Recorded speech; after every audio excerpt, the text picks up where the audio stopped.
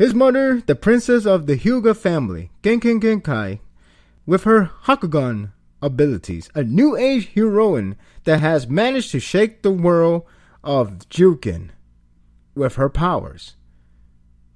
Well, clearly I read the wrong manga. This is episode 34 of Sparda's World Podcast. And before we start to this news part, which by the way, I'm only going to talk about one thing, and that's the whole Kishimoto and Naruto series itself. But before I talk about that, I gotta mention there's a planning I'm thinking right now. There's a plan I'm having, and it has to do with my whole scheduling. And don't get the wrong idea. I'm healthy. I'm fine. Just busy, but I'm fine overall. And there's a saying that don't try to overdo yourself. Don't overdone yourself. Don't overwork yourself. Don't try to put yourself in stress. No matter who you're trying to please, no matter who you're trying to do, your health comes first and everything else. I'm not stressed, but it kind of tells me maybe something come along. Not stressed, but maybe something else. But I'm thinking over it, so don't worry about it for now. It will come whenever I will announce, whatever the time may be. But nevertheless, that's something that is concern. But don't think about it. Just let me do the announcement. So let's focus on this whole Naruto thing. But before I talk about this, I gotta mention a few things. One, yes, Naruto the movie is in fact releasing on August 7th. And as I'm recording this is actually on August 2nd, Sunday. It's a late one, but I'm going to do this exception. And yes, the movie spoilers was in fact out. And a lot of people seems to be confused what early screening means, or rather a movie preview. Now the movie preview, I can understand first time around, but the whole movie preview sounds like a preview, as in like a preview, like a 30 minutes of an hour, 40 minutes, whatever the movie length is. I can understand it could get to confusion, but let me just tell you right now, the movie preview in their ways does mean in fact that they saw the entire movie, the entire feature film length, the entire aspect, the entire everything completed. Not like, it's not done rendering, it's not done CG graphics, whatever. It is the movie. It is the real deal. It is the lottery prizes. It's what you get from a lot of things. A lot of movies does this. A lot of movie does the early premiere. In fact, one of my friends managed to get a premiere. Not for Naruto, but for a different movie. A different movie that's supposed to come out, I think, in 2 weeks from now. 2 weeks or less than 2 weeks. Either way, he saw the movie past Friday. So why is this one has to be so different? Because it's not. The movie's already coming out in this Friday. It's coming out 5 days. Or maybe 4 days, because remember, Japan time is different, and whatever the time I record this is actually different, and it's actually already on the morning side, or approaches the morning side in Japan. So the movie preview does mean the entire movie. So whatever the spoilers gives you, that's what you get. Maybe that person didn't give you that much information. I don't know, but I know that person from my connection did in fact saw the movie herself. She had a connection with her friends. She saw the movie. She got evidence, pamphlets, whatever the stuff they gave her in the movie premiere, or early screening as they call it. She got all that. She tells the spoilers that connects to the same thing that a lot of people from the forum sites got, from the Tumblr site, from forest site, whatever the site may be, and that was the info.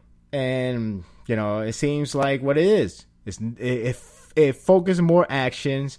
It went all actions and very less plot and very less drama. Well, there's drama with the father-son thing, but it doesn't seem like it carries off a lot. In fact, they say the ending it seemed to be a bit quick. Seems to be like no biggie and that's it. But I could be wrong because maybe it's exaggerated, maybe it's not. But from what I got, it's not that exaggerated. I'm not sure how the action works. I just know the action from Naruto and Sasuke is good. But the other actions, I don't know. I just know there's some Rasengan ending, but I don't know about anything else.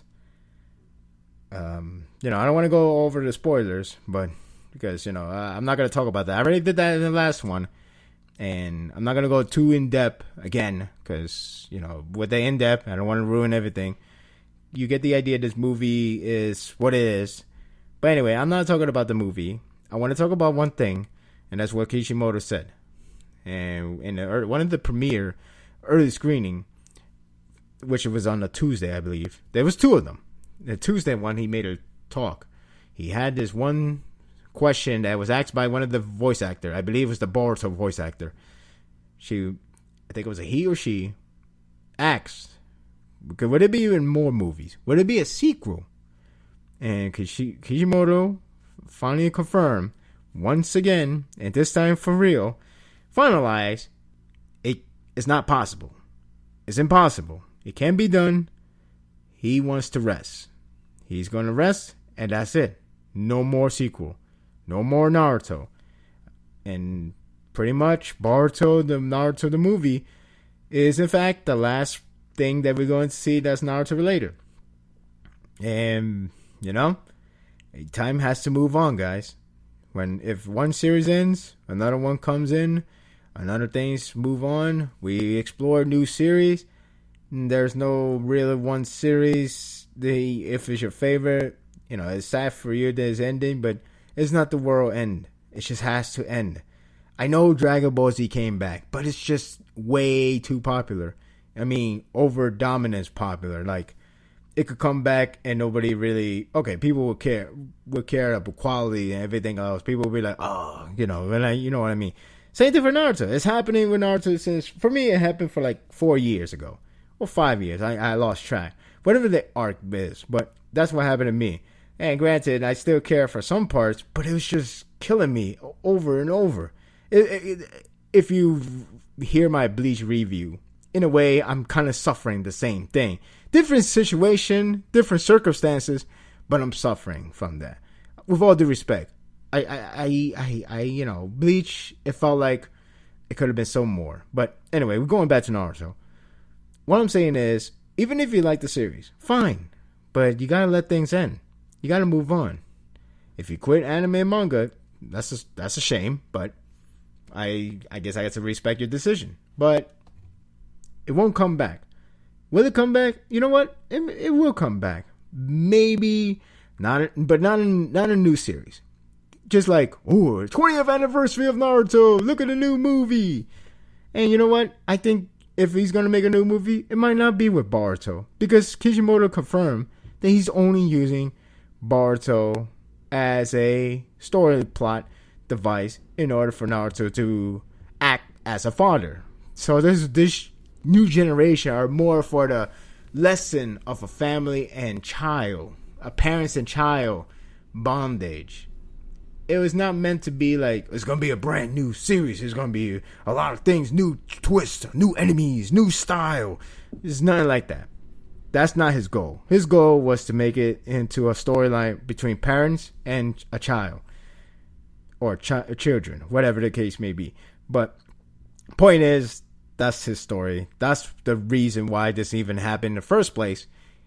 Well, granted, you could just say it's more power to you, as in more milk. But I digress. Point is, these were not made to be like a brand new arc, a brand new story, a brand new series. Especially where the movie, well, it actually does, finish off what the Gaiden talked about, which I already discussed in the last episode with the whole spoilers on Boruto, so I'm not going to go there. But the point is, it's done. And he's done with it. Like I said, it could come back, just not next year, or not 5 months later. Well, that is next year. or December, 4 months, see? So, it's not going to come back that soon. It's not going to come back in full series. It's going to maybe come back as a movie. A special movie. And I believe it's going to be like something that's going to be on, just taking place on Naruto, Sakura, Sasuke, the young days. Not part 1, but like part 2, Aftermath. Because that's what Dragon Ball even do. Dragon Ball don't want to go continue from the ending of Dragon Ball Z. or Dragon Ball, if you want to go by the manga style, they're not going to continue from that. I mean, yeah, we got Dragon Ball GT, but that doesn't count. Now, Kishimoto is not going to do that. These editors knows that the real marketing is coming from the original cast. Naruto, Sasuke, Sakura, Kakashi, Team 7. So, they're going to find a way to do that. They're going to be like, before the last, or even during the last, or the time of the last, whatever. That's the much I can see. Because a lot of people really don't want to do a lot of continuation. I mean, yes, we got this whole thing. But again, the whole point was to do this whole bondage lesson learned with a child and the parents. And because of that, because he's already fulfilling those things, there's really not much else to go with. It's done. And it should be done. It's not out of hatred. It's not out of like, it's not out of like being overrated. Whatever. I don't care. Point is, even if I like this series, I still want to be it done before it just showcase. Look, you know what it is? The same thing for Dragon Ball Z, Dragon Ball, whatever. I mean, yeah, Dragon Ball Super. Like I said, I'm only going for nostalgia's sake. It never ended on a horrible note. It's just what it is. Do I want it to end it to begin with? Yeah, it should have ended. I haven't seen it yet, to be honest. I'm only interested because the fact it's been 18 years. And it seems like one of those historical moments. Historical. Like it feels like, oh my God, I was so young when I saw those anime. And now I'm about to see it again as a grown guy. Wow. It's kind of like that. I guess that might happen to Naruto, but I doubt it. It's popular, but it's like popular enough to just garner a movie, but not popular enough to garner a new series. Because again, Dragon Ball Z is just overreaching, overpopulated series. Like you look at the films, they made over 3 billion, easily 3 billion. Sure, they want to go 4 billion, they couldn't reach it. But look at the United States audience; they're craving for Dragon Ball Z. That when Dragon Ball Super was announced, it was trending worldwide. And Twitters, all around the Twitters, worldwide Twitters, not just Japan. It was in America, and that's really hard to do. It's really hard to do that. So Naruto doesn't have that much power like that, and especially with the box office in Japan, in America, it surpasses Naruto. A lot of things surpass Naruto. I mean, how many remasters are we gonna get? We got a Kai version. I don't think we're going to get Kai for that. And the TV ratings, too, is so high in Japan. Dragon Ball Super, really good still. I mean, maybe not to be the best, but it's still good. Still high, I think. At least it made it to the top 10. So basically, whenever Naruto comes back, it will most likely be in a movie form. And I can't say most likely, but I'll say a good chance is going to be focusing on Naruto, Sasuke, Sakura, Kakashi, Team 7 before their endings, as in marriage, as in having a child, or even becoming a Hokage. Then again, who would become a Hokage already having a family, but I digress. Point is, it most likely going to be that place. I don't think they're going to do anything with more Boruto. I'll be surprised they do, but to me, I think it's much better to do it with the original cast than do it with these. Because this movie really does focus on the original cast. And even Kishimoto outright said it himself that Sasuke is actually the main character, despite the name. That didn't take long. It really didn't take long. But yeah, that is the case, and now that is officially over, it should be. I hope you guys move on. I hope you guys find something good. I hope you find some interesting series. Like I said, everything has to end.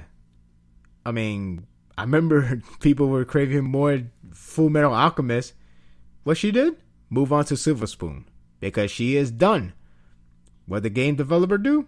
They're not doing it because they're done. Full Metal Alchemist is great. Great series. But they're done. Not much to do with it. It's done. Let it be. So, yeah, that's all I can say. And now the movie's coming out. We'll see how it goes. So on to the review. To Boku no Hero Academia, which you guys should start thinking about considering on reading it. So Boku no Hero Academia, I gotta say that if there's no anime by next year, and I think that's just a criminal. I really think that's a criminal. I think it takes 2 to 3 years, if I recall correctly, when it's time to make an anime adaptation for the series. It should be next year, right? Definitely by next year end. And by the next year end, it will have about 100 chapters. So it should be the right timing. At least I hope. I mean, if it happens in 2017 of winter, I would let that slide.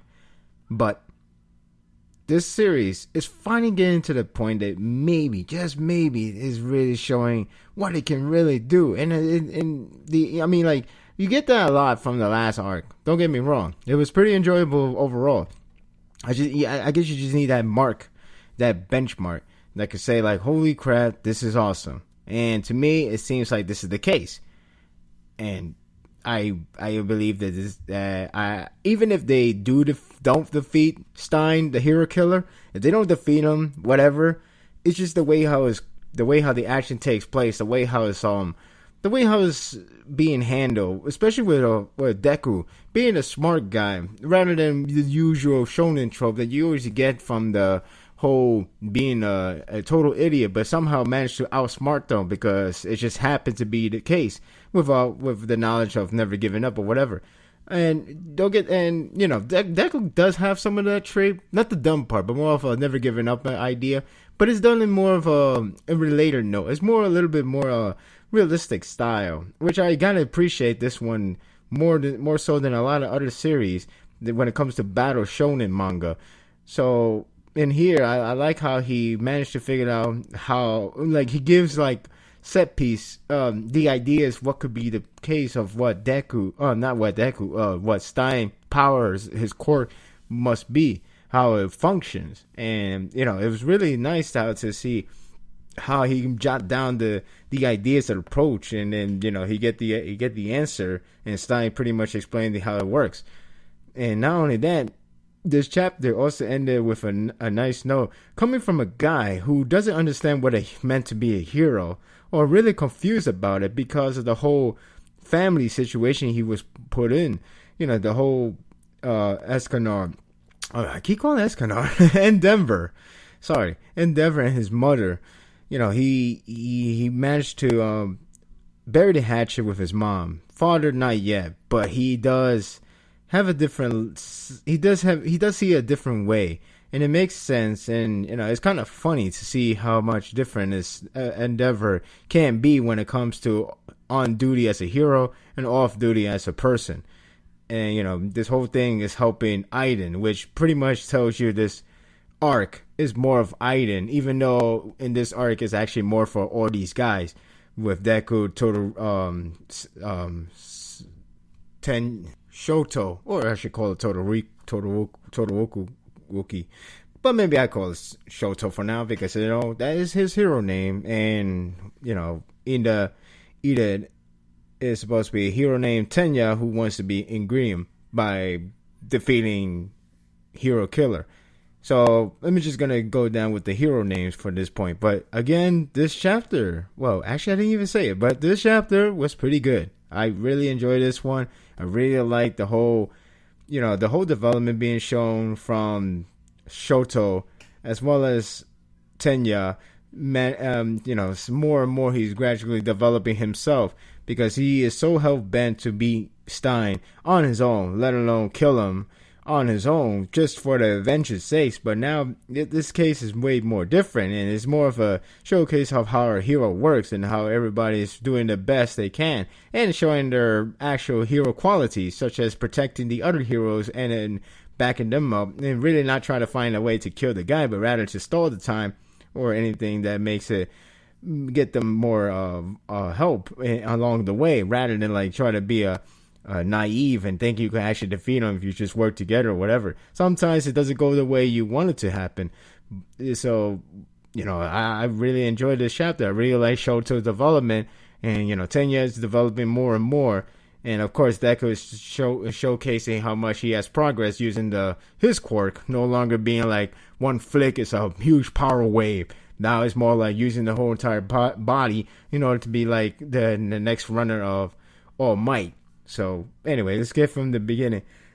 Beginning, we see Shoto looking so cool, and again, we was wondering, why Shoto out of all people? Even Deku said the same thing. So it's not like he know his number, but rather he did a transmission that it did a message that a mass send the location pin to all his contacts. So it's just not like, let me get Shoto. I know Shoto is right here. In fact, he just give it to people who have all his contacts and, pretty much send it his location. And it happens to be that Shoto is in fact the closest one in there. And there is explanation at the end, which I called it, that he did in fact take upon his father's workplace. And of course, we now see him using the ice power as well as the fire power. So now it gives you the idea he finally come to his senses that he should not hold back just because it belongs to his father, or so he thinks that it belongs to his father. Rather, it's all him. Yes, he got it from his father, but he should make it into his, and it should not be like, oh, I got passed down or anything like that. It should be the idea of you're yourself, and this is who you are. So stop thinking about who it came from, thinking about what you have, and you see, pretty much they're gonna fight it off, and Shoto just, well, he didn't dominate him, but he sure showcased the cool demonstration of his quirks with a mixture of fire and ice, and everybody is like, whoa, that's hot, and everybody's getting caught in the crossfire in some way, but he's just, you could tell he's really I wouldn't say a prodigy, but you could say, for the lack of a better word, he's really strong. He's really he's no rookie, that's for sure. He's really strong, and again, he lost to Bakugo just because he was, so lost in his train of thought, lost of his mind, and lost of his own emotions between, his whole family issues and what Deku's trying to tell him about what a hero meant, what a hero is. And, pretty much Stein dodged ordered him because, of course, he's no pushover. He is pretty a legit threat. And, Deku tells them, watch out for your blood, because this guy's going to go after his blood. So pretty much Deku get the idea is the blood. He just doesn't know how it works, but he let him know that don't let your blood being shown, and don't let him get close to it. And, of course, you can see Stein being so persistent to get the blood of Shoto, because he just threw a dagger, and then he just threw a dagger, knife, whatever, shot it right towards him. Managed to get a cut in his lip, his cheeks, his left cheek, and he managed to get so up close. So, instead of trying to go after the dagger, which is already like far away, he managed to try to get up close, like very CQC, and pretty much trying to lick it off from his cheek, and then use his quirk power. So yeah, he's really persistent on using his quirk on Shoto. It goes to show you that power is really, really, really, really a handful power for him to use, and he pretty much always gonna rely on that most of the case. Even though he could fight on his own, and he's already like really powerful by himself without using the quirk, but just using that, it could be just an easy dandy, and you just pretty much could win. And Shoto makes sure he doesn't get no up close, and make sure his blood doesn't get drawn by him, or rather like get touched by his tongue, in order to possess his body, since the blood, of course, is in the body, of common sense. And you continue to see Tenya being frustrated, like he inherited his brother's name. he should be the one to do it. He should be the one to fight him. And Shoto hears him, and he's like, huh, that's funny. It's like, I don't recall that your brother make that kind of face. The face of vengeance. The face of a person that wants to kill for vengeance sake. Wants revenge. Because obviously, this is not what a hero does. And what a hero is supposed to be doing is, protect one another. And, if there's a villain, fight him, defeat him. If you're going to go for kill, I don't know, defend whatever depends on the circumstance. But the problem is Tenya did disobey orders, went on his own whim. So then you see Deku seems like he's struggling, and then all of a sudden he feel like he is loosened up. In other words, he's free. And then you see a lot of ice getting crushed, getting slashed through. Then Stein was about to stab him for good, and then all of a sudden Deku just went straight up, warp bouncing. This guy's really doing the Ninja Gaiden or what he said, Mega Man. So now he's officially a Mega Man in this series, and he just straight dashed towards Stein, scrape him from the wall of the buildings, and pretty much toss him down. Well, as he's about to toss him down, Stein just elbow on his ribs. Okay, and then this is where they ask him, how did Deku got out of that so quickly, even though everyone else is still trapped. And not only that, but Deku was the last person to get caught. So how is the person that's the last person to get caught is the first one to get out? And this is where Deku bring the ideas how it can work, and he jot down to 3 things: the more targets they are, the thinner the effect. So pretty much the third one would be like, oh, it's so weakened because it's already used so much. So that's not going to be good. Or the other idea is it has to do with how much blood he can ingest this. So pretty much he'd be like, I can't do so many. So I can't, if it's so many blood, it's just not going to work so well. That's another reason. That's not a possibility. But then the third one is the one that actually be the right answer. And it's the effects bears the difference between, that depends on the blood type. So if you got the different blood type, like Deku is supposed to be O, or at least that's what Stein pretty much nailed down. And you know what? That seems to be the correct. As the other guys are blood type B, and Tenya is blood type A, and that's the effect. So it's an interesting quirk. It's pretty broken unless you fight somebody that has the weakest part, as in like the circle, the O one. Did I say circle before? So anyway, O one is pretty much the it won't work. It worked, but it will be the less effective one.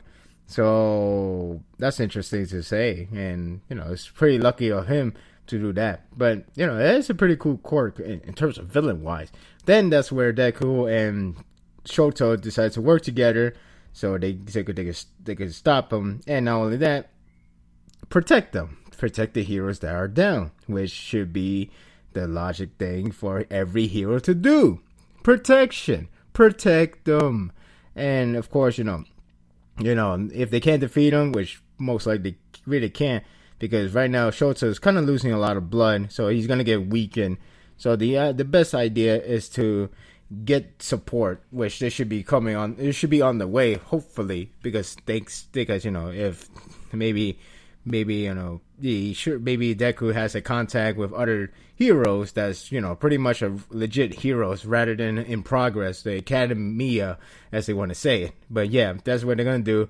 Stein understand it. They're not so naive. They're not going to try to go over to feed him. Rather, they're going to try to find a way to keep stalling. But more importantly, protect the heroes that are down. So, even though Stein didn't say, I acknowledge you guys, but you get the idea. Stein is like, all right, this is what a hero is. I see. Let's do this. And this is where we get the Shoto monologuing, talking about the entire, the whole, his development coming from, where he first stand as a guy who detested his father so much that he doesn't want to use his power, not at all, and he see Deku, the guy who's trying to save him back then, the one that Deku actually made Shoto use his fire core in one point in a tournament, And, after that day, he wanted to get the answer. And that's where he went to see his mother. And his mother apologized. She smiled. You get to see her seem like she finally lifted all the weights off her shoulder after confronting Shoto. So, already a good step on Shoto's character, and nonetheless, and needless to say, her as well. So, yes, they finally buried the hatchet, and Escarnar. I keep saying it. Endeavor. Somebody. It's only 2 E names I know. Endeavor. I'm sorry. Endeavor. With him, he decided. This is where he confirms that he did, in fact, takes Endeavor job.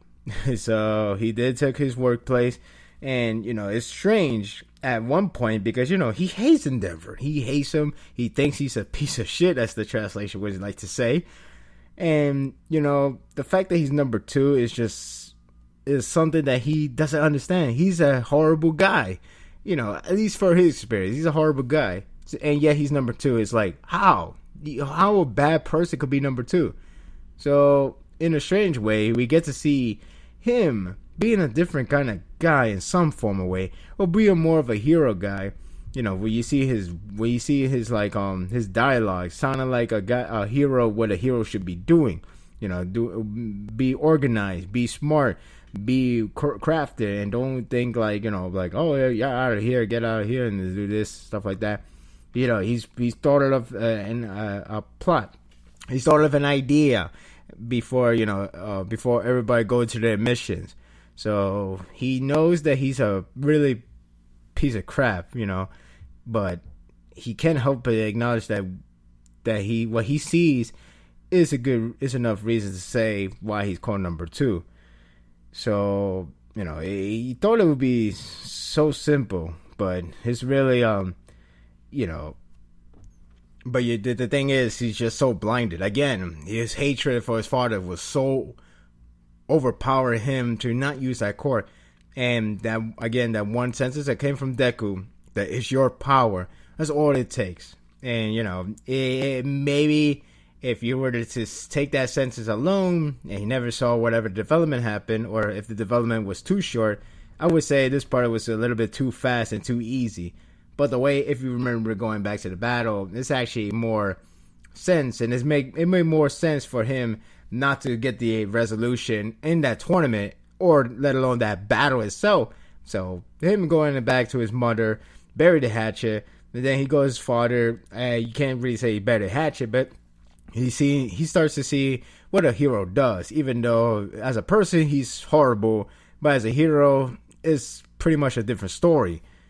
And now he has the same. He has the thought of a hero, saving the guys, protecting them. And as his development finally comes to the end, well, more like that moment of monologuing about where he went through, Tenya thinks about the whole speech that coming from the other guys, talking about hero protecting, and then he's remembering the whole thing that he wants to kill Stein. And Tenya cannot believe that he's down and everybody's doing their work, and he can't even do anything about for himself. So he's so frustrated to see this is happening before him. And Shoto, Shoto had enough with what he's saying. So he screamed out loud. He's like, if you want to stop us, then stand up. Instead of like just being there, being down, it almost look like a coward, even though it's being forced to burn his will to go stand up. He's still, if you wanted to stop, if you don't want them to help, if you want to help, whatever, then stand up, And unfortunately, Shoto ice power got licked out, and it breaks the entire ice. And unfortunately, Deku couldn't protect him from there, or has no time to stop Stein. So pretty much it's Stein and Shoto front to front, and he's about to get either licked and then lose the core power, or worse, gets killed off. And he pretty much, one last yell before the chapter ended was, set your eyes on the enemy man you want to be. And pretty much you could tell Shoto is in the world of danger, as Stein's right there, as Deku's it seems to be the far away case. And Tenya claims himself to be Ignium. That is the name of the hero that would defeat him. Defeat Stein. And to me, I think the next chapter, this is where perhaps Tenya gets back on his feet and hopefully saves Shoto before the worst situation comes. And again, we see, how much progress these characters has been going through. From the tournament, everybody felt like a rookie, and everybody felt like, they got to find the understanding of what they could do. And then they really fought. Some of them really do more of a strategy, which is okay too. But never really fought on like a combat situation or anything like that to protect. It's more like, if you found a trick, I'm screwed. That's it. But now in this situation, they have to fight. Deku has to fight on. He has to punch him. He has to block him. He has to protect these guys as well as Shoto has to use both quirk. Has to protect these guys. Now Tenya, what he can do, we don't know. Tenya from the previous chapters, previous arcs, we see him more of a speedy guy. But what about the case of fighting on offensive, defensive? We need more of those. And hopefully the next chapter will provide that. As this chapter was so good. Because we see a lot of good actions in this chapter too. There's a lot of really good set pieces. With a lot of like the whole Deku doing this, a lot of wall jumping, Mega Man style, doing the entire stopping Stein. Same thing with Shoto stopping Stein with fire, ice, and then how persistent, how powerful he is. It just shows you that the situation is really, really, really, really scary for these rookies, for these newcomers. And, it's 2 against 1, and they still can't beat him. And now Tenya is the only guy that could help Shoto, because if anyone else could show up. All Might could show up for what we know. Gran Torino could show up. Endeavor can show up. But in this case, this chapter way how it goes, it seems like the only one to stop him right now is Tenya, or as he want to proclaim himself now, Ignium. So, damn good. I would like to this chapter to be animated, but that would be so much in the future. I would say 2 years tops. And I do hope Right Anime Studio to adapt this, but you never know. And that's the only scary part we have to witness when it comes to adaptation news report.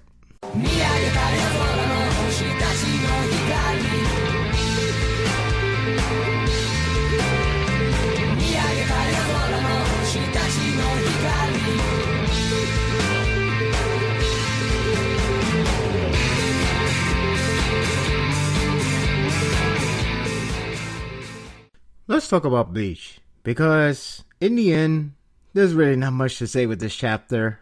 There's a saying about this series that it's pretty slow pace. Each chapter always takes a lot of space, or always stole so much time with just one revelation, and then you just have to wait for the next chapter. And this doesn't have to do with the battle chapters. Rather, it's just in general at most cases.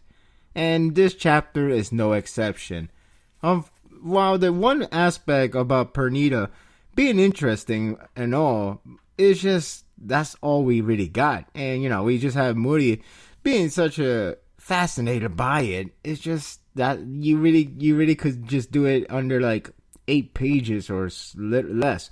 Now, I get the credit for like some of the imagery they Kubo put out in this chapter, but I feel like it went by so fast, and of course with a lot of space, with a lot of illustrations to showcase, which is fine. But if you're not going to have any extra pages like those Kondasha publishing works such as Fairy Tales or Nanasu no Taizai, those kind of works, then you really gotta find a way to try to limit it yourself, or try to put it in a volume version, so to say. But I guess in weekly base, maybe he just only focused on that case, which is fine, I guess. But sometimes the pacing, even in the overall, it just takes a lot of space, and it just kills a lot of time. Like, you could really grab a volume, and there's 10 chapters in that volume. And really, you could get a revelation under 3 chapters. It could be like, I could get a lot of info in 3 chapters rather than all in 10.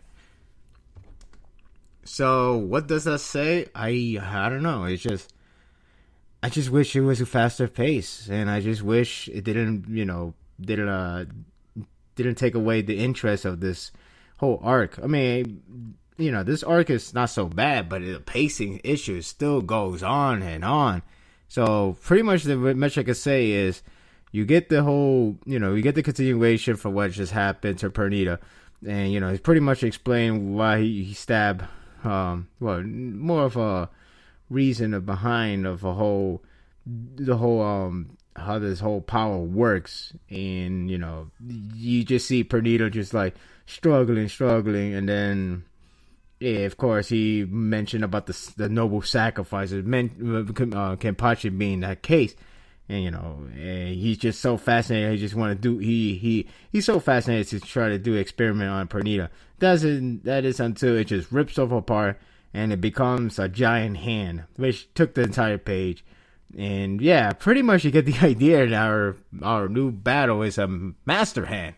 Not master hand because it has an arm, so it's a master arm. And this stretched out, and that is turned out to be is the Soul King's left arm. It is fun. It is pretty strange to see a giant left arm. Nonetheless, that having a left arm to have a duel against these, Gotai's 13 members. But it is interesting to say that it does connect to the earliest description, especially with the whole Urahara, when he described about the whole, it has a one eye, the arm, and then, we got the connection with Ukitaki, with the whole contract with the Soul King's right arm. So we're wondering what happens to the left arm. So there is the left arm is on his own. He pretty much could fight on his own. Pretty much have his own. I guess you could say have his own identity. I'm not saying you know what I mean by identity, especially by the end where it just calls itself like I'm not the arm, I'm Pernita. So it has the self-awareness, and we should see the arm try to attack Marty, and he defended himself by, I guess you could say, bringing out the umbrella from his weapon. So weird, strange thing, but just seeing for Marty, just seeing the arm right in front of him, he just can't help it but feel so damn happy about it. I guess you could say this is the best thing he ever see in his life. Which I guess it makes sense, knowing that the series is coming to an end. You might as well give him the best of the best. It's kind of like a lot of series, like, oh, I finally got my wish, or I got the grandest of them all. So here, in this case, the grandest of them all is seeing the left arm of Soul King, and the other guys, the bystanders, they were telling him, quit messing around, just stop being so happy about this, you gotta finish it off or run away, whatever the case may be. Stop just getting yourself in your sucking in your happiness, whatever the case may be. And again at the very end, Marty just wants more of that arm, and he just said, "You're wrong, my name is Pernita," and that's where it ended. So yeah, showing off the power is the arm of Soul King, and that's where it just ended. That's really not much to say. It reveals the arm, it fight back, Marty is just happy, and that's it. That's really accurate all to say. It's pretty short of review right there.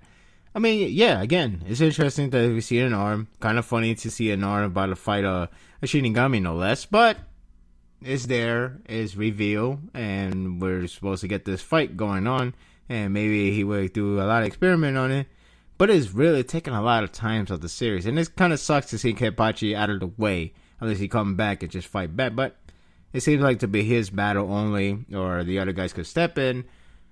It's just, when it comes to the main plot, or the real central of the plot, it seems like, I mean, yes, it's the arm, it's interesting, fine, but, you gotta speed it up a little or make it at least more interesting.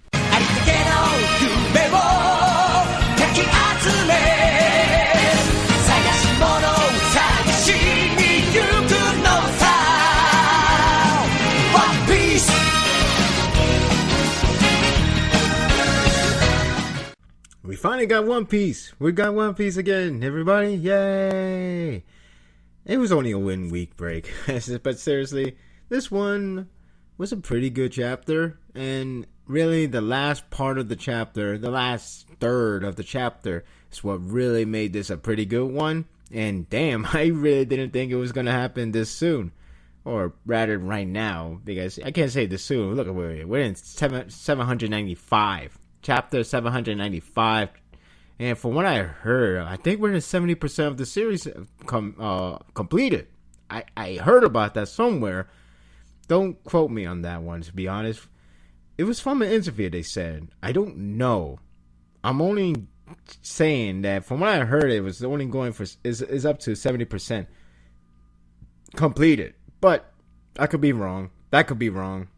This whole thing could be pointless. But either way, the last scene is damn. It almost tells me like, okay, so about that dream about wanting to fight Shanks, is that going to be still around? Because I wonder if your life would be around still. So, yeah.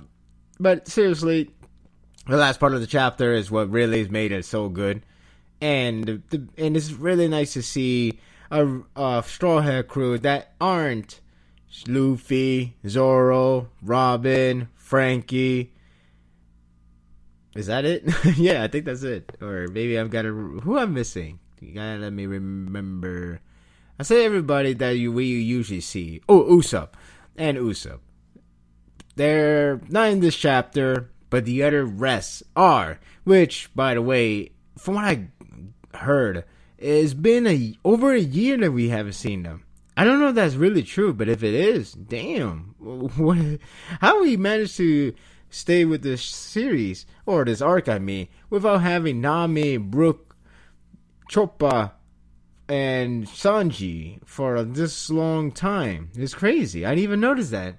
But even if it's not true, it's still good to see these guys once again after so long. And, you know, of course, I don't know how they're going to get back together with the rest of the Straw Hats, especially when this whole Dressrosa arc is all over now, or almost over, because we're still getting the resolution. As we found out that Isho is not in fact going after Luffy and Law, and that can be very risky. Actually, it is risky. No, not risky. It's pretty much, what have you done? You're insane, man. And Maynard is attempting to argue about this whole thing, not to go for it. Why you're not doing it? You kept your word to Sakazuki. You know, that prick. And he's like, oh, I can't just do that. I mean, come on, look at the dice. It rolled. How can I argue? And it's like, what the hell? So you could pretty much tell that he's pretty much dodging. He's pretty much dodging this whole scenario between, the whole him gotta capture a Straw Hat. Let me fix the mic. I'm sorry about this, guys. I didn't mean to do this. It just knocked over because I guess I got a little excited with what's going to happen by the end of this chapter. But now I got it fixed. So apologize on that part. Yeah. So pretty much he's not going after Luffy and Law. That's a good guy. That's a really good guy. Unfortunately, the consequences is going to be devastating. And, of course, people will say banishment from the Marine. But sometimes it tells me it's going to be much more than that. And I'm going to hate what's going to be his fate. But now we get back to the Royal Palace. We get the understanding that Lucy, not Lucy from Fairy Tail. Lucy, that one that Luffy disguised as, is not there, but it will return for tomorrow with the whole Straw Hat crew. And this is where Rico, who hasn't become a king yet, but he's going to be in the next day. He let Rebecca know that once he becomes the king, she has to become a queen. Okay, that's a mistranslation. I have no idea why, out of all the series, One Piece is the one that gets the mix-up translation from Manga Panda. And the real translation is she's going to be a princess. That's pretty logical, and that's actually the most sense out of it. So it shocked her, and I guess we'll probably see how the ceremony goes down in the next arc, in the next chapter, or maybe the next day, whatever the next day may be, when it takes place in the chapter wise. So again, we finally get to see the Sunny crew, the whole Nami, Choppa, Brook, and Sanji. After so long, Caesar Clown still, he's still like, bashing these guys. Oh, well, look at you guys. You want to stay safe, but then you just, you want to go, you went to the whole Big Mom's Pirates, and now you're trying to escape. What kind of idiots you are? And, pretty much arguing these guys. And, I forgot that Caesar Clown is still around, this arrogant guy, this guy who should just have his heart crushed, but whatever. But yeah, they trying their best to, keep him alive, because of course they wanted to take advantage of him. And we finally get to see the other crews again, and this is where they're still trying to escape the pirates. And there's this man named, I think his name is Sheephead. I guess that's how he's named him. They're on the island. He attacks, and the whole mountain on the island just spews whole entire water, and it's just made a flood, and it sweeps the Straw Hat crew. It's funny because Nami is like, "Oh crap, I'm in a bit of danger," and you see Brook is the one that's crying the most, because of course he is a Devil Fruit user, and because of Devil Fruit user, they can't swim. And it's like, oh damn, you really are worthless. So same thing for Momonosuke. Because I forgot he's a Devil Fruit as well, with a damn dragon that looks kind of childish, but that is the point of Oda character design in a nutshell. But what can you say? So she saves them from drowning, thankfully. Then Sheephead's trying to act before striking them. He asks them, how they even got in the island in the first place, and of course he strikes. Well, actually, this happened much before, but the point is, Sheephead is around there, and that's where Sanji just come in up there, just kick the crap with the, I believe it's called Diable Jambi. It's a, based on his character name, not name, but based on his character's trait. Anyway, he defeats him, which is kind of fast, but yeah, in a way, I was kind of shocked to see him being that easy, especially the way how they're saying it. I guess he was the leader of that crew member, and Sanji, he was like threatening her, only to fall in, of course she's a really nice girl, so in terms of looks, of course. So yeah, Sanji fell for that a bit quick, and then they got away. They argue they argue. The fact that the Sheephead, who seems to be the crew leader, got defeated, and they pretty much supposed to get the samurai, but they never haven't found a samurai, whoever that may be. But they tell them, just tell them it's not here. So they just went away, and the Choppa tells everybody got to come to the location, and yeah, it's something. They got a close up on the whole Jolly Roger, which, I actually remember that's what it's called. The whole Jolly Roger under his belt. And yes, you should know what that means. And this is where the interesting part comes in. We see the kid pirates, that guy that wants to fight Shanks. Guy is crazy because Shanks is pretty OP. But yeah, whatever. Man, he's going to fight him. But then all of a sudden an earthquake happens. And they find out it's not an earthquake, like a natural cause earthquake. Rather, it was something that just fell straight from the top to the ground. And it's a huge hole, a very huge hole, but not a human size, but a human shape, or monstrous shape, actually. And then this is where they recall, one of them, I believe it was Hawkins, recalls that the Sky Island was in fact above them. And this is where the whole narrator hype it up this character who could maybe the one that is landed to the island. But then that's where we go a small flashback only a few minutes ago on the Sky Island. Yeah, there we go. We see Urug. He see that one guy or whatever that thing, whoever that is. He sees him. And people, there are a lot of guys is telling them, please don't talk to him. Please just leave him alone. This guy is dangerous. But the narrators, you see the whole hype, just talking about the man who was looking for a place to die. And if I were to tell you about him, he is a pirate that has tasted defeat 7 times and has been captured by the Navy and his enemies over 18 times. And it continues the hype, and you just see the guy just pretty much committed suicide from the Sky Island. He fell from the top all the way to the ground, and I guess you're supposed to think he's suicidal, and that was the end of it, and you probably see his body, whatever, his corpse.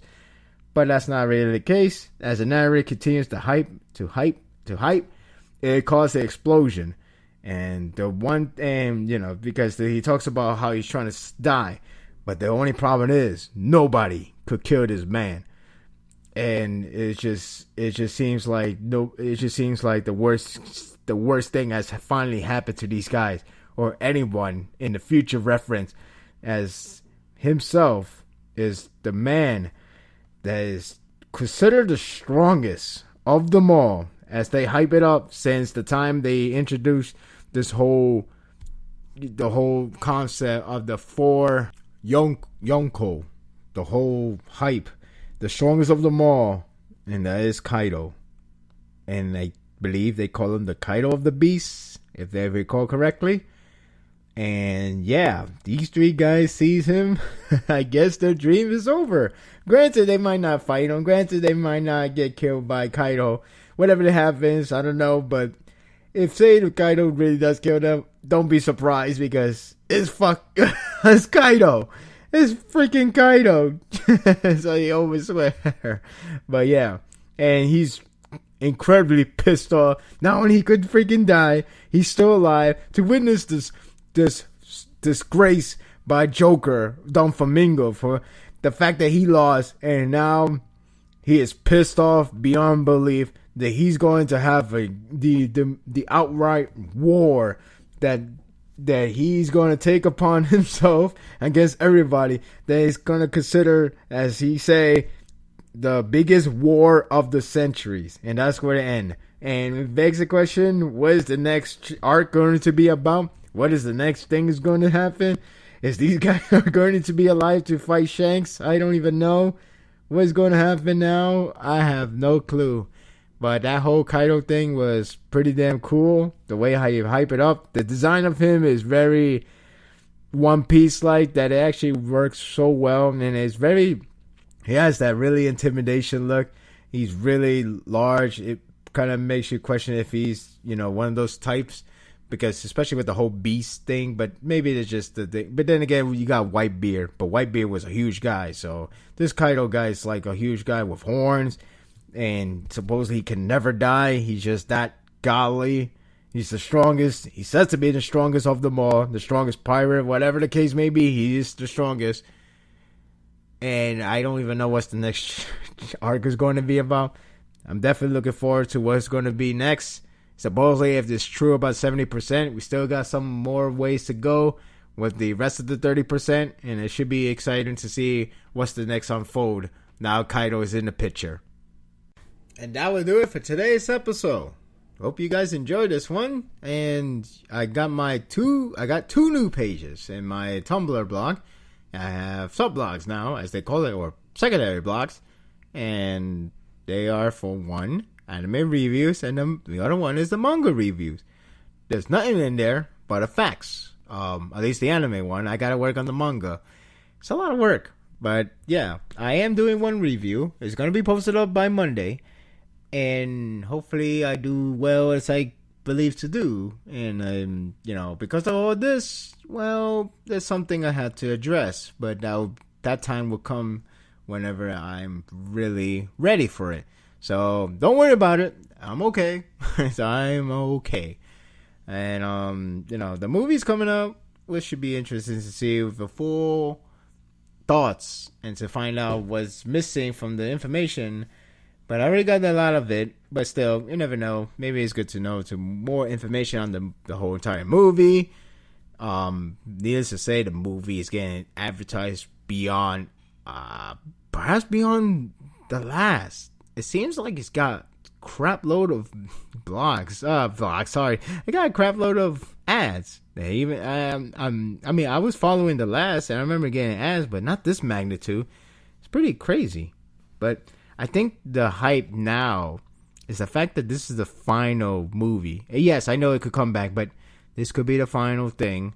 And, the way how that trailer treated, it sure seems like it all ends here.